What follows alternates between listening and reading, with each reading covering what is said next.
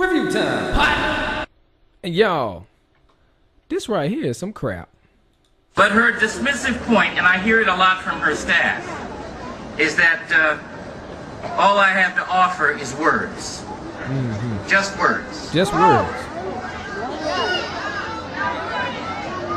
We hold these truths to be self-evident.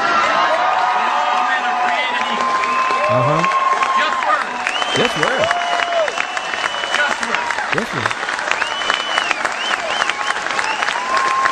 We have nothing to fear but fear itself. Just words.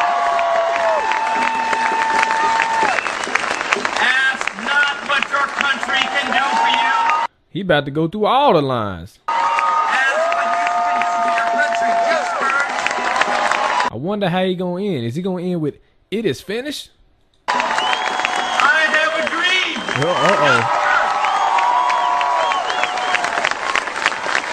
Don't tell me words don't matter. Wait a minute. I have a dream. Hey. Just words. Just word. Wait a minute. We hold these truths to be self-evident, that all men are created equal. Just words. How you gonna steal the words and not even say it right? What the heck?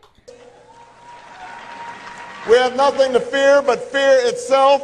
Just words. Just words. Just speeches. Just speeches. You stealing?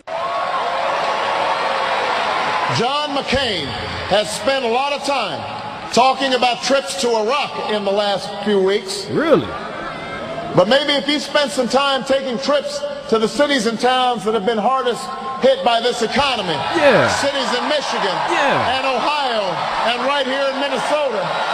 He'd understand the kind of change that people are looking for. Maybe, Mr. President, if you visited some more places.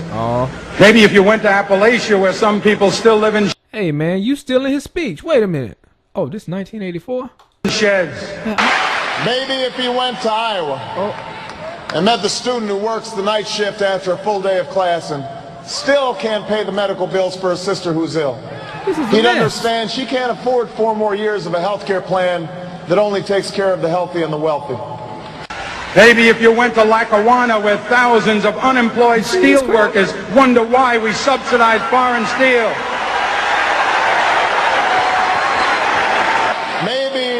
Maybe if you start writing your own speeches, you wouldn't have this problem. Maybe if John McCain went to Pennsylvania and he met the man who lost his job but can't even afford the gas to drive around and look for a new one, he'd understand we can't afford 4 more years of our addiction to oil from dictators. Maybe, Mr. President, if you stopped in at a shelter in Chicago and spoke to the homeless there. Man, all these politicians sound the same.